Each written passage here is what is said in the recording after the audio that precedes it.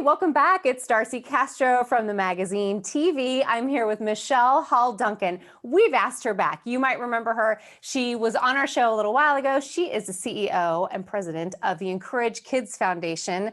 Thank you so much for agreeing to come back and speak with us again, Michele.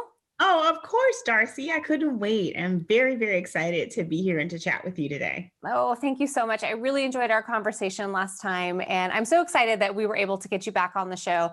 You know, I really admire you in the position that you hold with your foundation and the things that you guys are doing to, I love the tagline too, make hospitals a better place to get better for kids. I love it.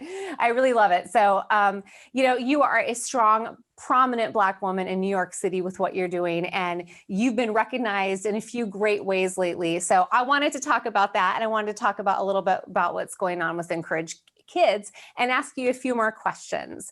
So first of all, I want to say congratulations. So you have been recognized by Crain's magazine, as you might know out there. Crain's Business is really a top tier publication across the country, and they have an edition in New York City. And Michele has been recognized as the Crain New York Notable Black Leaders and Executives. So congratulations. That's really a big deal. Thank you. Thank you. It was quite a shock to me because the nominations, obviously people nominate you in private. And so when I found out about it, I couldn't believe it. It's an honor, and especially an honor for that episode. I mean, that issue to drop during Black History Month. Yeah, no, that's awesome. And we want to celebrate you a little bit here today too. So big congratulations on that. It's such an honor. Oh, and in December, you're also going to be honored in New York City again for the International Association of Top Professionals, recognized as a leader in the nonprofit space. So again, big congratulations. Yeah, it's, 2021 is turning out to be pretty cool. Yeah, I mean, all that lemon making into lemonade, right? Here we are in our Zoom world. I do love some of the silver lining aspects of that. So that we're able to do this right now too. So that again, congratulations. That's really cool. Oh, and it's the month of love. It's the month of Valentine's Day. You guys are always doing something neat, in your fundraising and in your outreach to the pediatric child life specialists at the hospitals around the country that you support. Tell me a little bit, this sounds so cute. I was reading about this, that Send a Smile, Send a Bear. So what can we do to support that this month?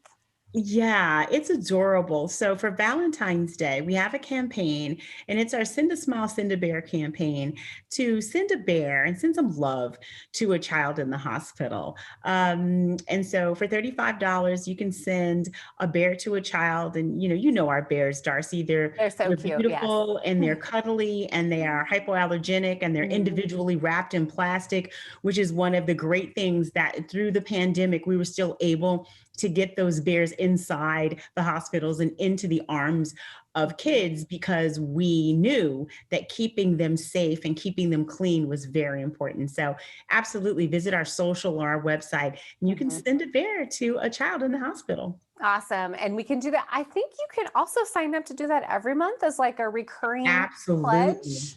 You can. Oh, that's so neat. Thank you for reminding me. Yes.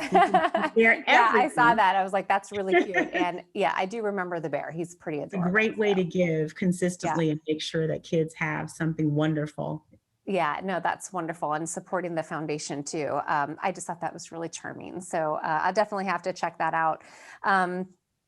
So I really wanted to have you back, as I felt so comfortable talking to you last time. And I was really inspired by your journey, what you're doing, leading this nonprofit in that space. But I wanted to talk to you a little bit about allyship.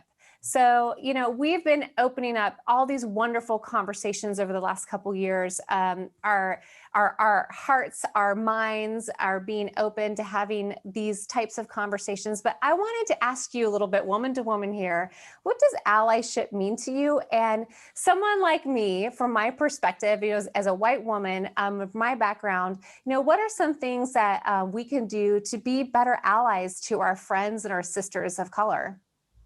Wow, that's a great question. I think that as women, we are, 50% of the population. And, no matter where we come from, when you get into a room with a group of women, we all begin to realize that we have a lot of the same obstacles and challenges. Yeah. I think, obviously for historical reasons, Black women have some obstacles and challenges that even to this day are still spilling over into the Right. workplace and other parts of our Mhm. lives.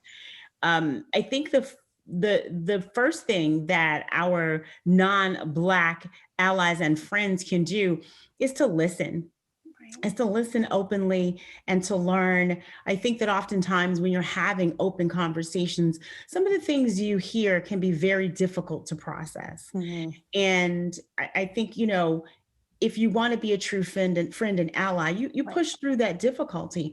Also, do research on your own. There are so many amazing books and Mhm. resources out there where people can learn about the history of Black people in this country and some of the things that have happened to them, so that they answer many of the questions about why you're seeing, like you did at the top and the middle of the year, the outrage over George Floyd's death Right. or Breonna Taylor's death, and just an understanding of how we know that we believe that those types of Mhm. deaths don't naturally occur Right. necessarily to other people because Right. of perspective and because of systemic racism. Yeah. Oh gosh, I really appreciate that. I've really enjoyed reading. So, I've read about this too, but allyship, it's very important to elevate and listen to the voices. And I'm speaking here about primarily Black women, because that is, a demographic that, means a lot to me, I guess, my fellow women. But reading Toni Morrison, reading Zora Neale Hurston, these classic Wow. authors, American authors, and learning from those experiences. Sometimes we think that nonfiction is the only, or fiction and nonfiction is the only way that we can learn. But really, reading some of these tremendous fiction authors, throughout the history of this country, I think, for me, has been very enlightening. Do you have any authors that have really spoken to you? Well, you just mentioned two of them, Mhm. and I'm very impressed that you have discovered that Yeah. reading fiction, because there's always Mhm. a lot of truth in fiction, but a lot of times it's easier to process if you're talking, you're reading The Bluest Eye, which was devastating to me, and reading that, or Sula, or now my favorite, Zora Neale Hurston, Mhm. is Their Eyes Were As a Watching watching God. God. Yeah. Yeah, Mhm. I've read it 3 times, and Yeah. at its core, it's an amazing love story.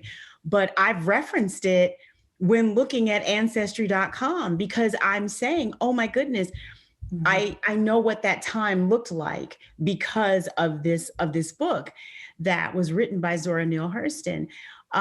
So some of my other favorites, I'll tell you a new favorite that I love is Ibram Kendi's How to Be an Anti-Racist. Oh, It's a I've heard book of that that I book. think Yeah. everyone should read. He's Yeah. so succinct, at really, it's almost professorial, but it's so engaging. And he just takes you through the history and the ridiculousness of racism and colorism, and how it's been applied, and Mhm. how it infiltrates everyone in society, and how we all suffer from it. So I would highly recommend that. Yeah. That's a great book. Um, there's so many. I haven't read White Fragility, but I've Mhm. had some people talk about it, and it gets mixed reviews. Some people love it, some people don't love it. And I think that, if you just Google a top 50 books about being Black in America, you will find some jewels. I think it's Ta-Nehisi Coates. I hope I said that right. He's got 3 great books that are just so wonderful. Mhm. There's so much, especially from the contemporary authors, that I love, because they're really talking about now Right. and things that are happening right now. And I just think that's important. But, you know, you could read a book every week. Oh, absolutely. Absolutely. Yeah. I once read The Color Purple. I'd never seen the movie. Of course, it's an outstanding, piece of American work. But I've never seen it. And I had a very long flight from San Francisco to New York once, and I read the entire book on the plane. Wow.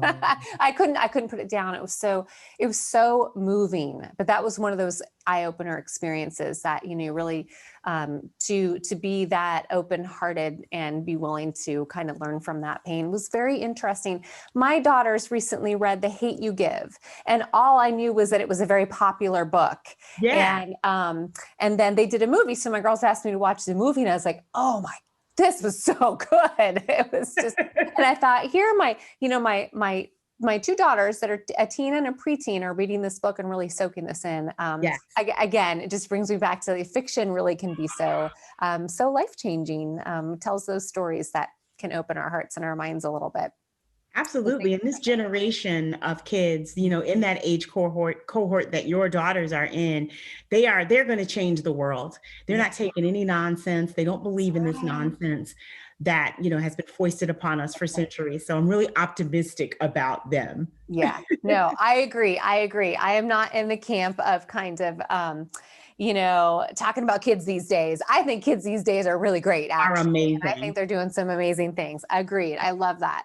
Can we talk just a tiny bit about the glass ceiling? As a women, we share this in common, but I know that glass ceiling is especially hard to shatter as a Black woman. You are in a very prominent position in what you're doing with the foundation that you serve there in New York City. So tell me a little bit about what that has felt like for you, and then how we can better support women in order to elevate them through that glass ceiling.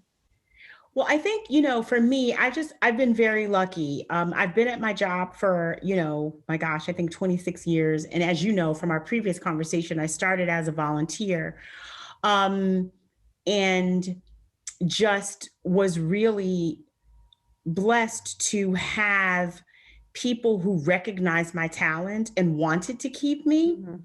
And, but I do know that when I talk to other women, there is a struggle. And I can say, if I go back to allyship, I find that access to the table often comes from people who don't look like you. And it's twofold. My mentor is not Black. He is a white male who is and in the nonprofit space, who has pushed me and pushed me and pushed me to, serve on boards and to expand my knowledge around nonprofit management and all of that. And then I can say what I have turned around and done is tried in any way I could to mentor young Black women. Right. And young women of color, period. And then expanding beyond that, just young women, Mm-hmm. because I think that, again, speaking to what you talked about earlier, the more that we galvanize and stick together as women, we can all push towards the glass ceiling a lot better. Right. When Kamala Harris was elected as the first female vice president and female vice president of color and two different cultural backgrounds, right. So many people were able to get on board with that. It was absolutely wonderful and something to celebrate that we had finally gotten to the point that a person who represented half the population was serving in office and leading. So I think that, it's what we're doing all the time. It's you having women on your show and talking to them and talking candidly about race or gender or whatever things that we need to bring out into the open and have a conversation about.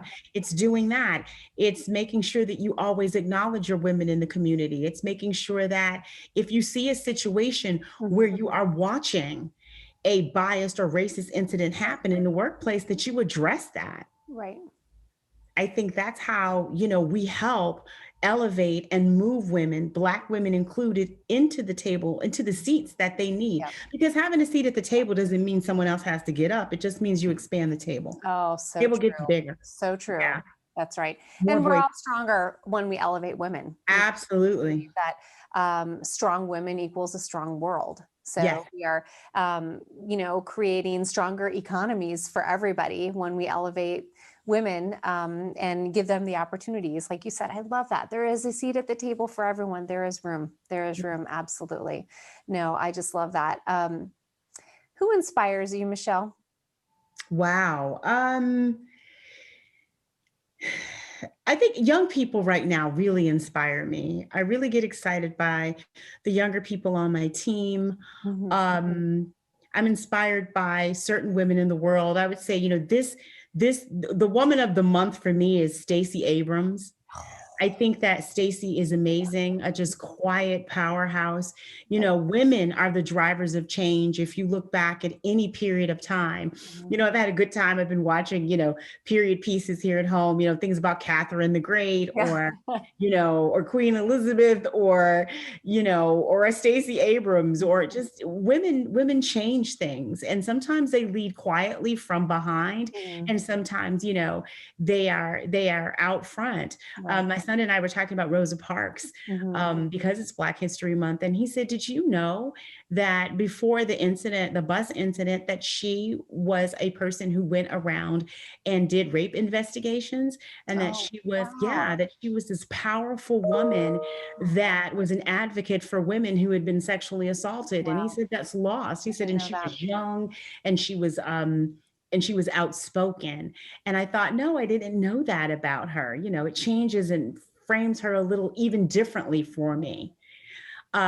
So yeah, women are incredible, and that's what inspires me. Women who see things that need to be changed and change them. Yeah. No, I love that. You know, I think it's the era of finding our voice and being okay with that. Being Yeah. okay with having an opinion and making other people uncomfortable. It's okay. Yes.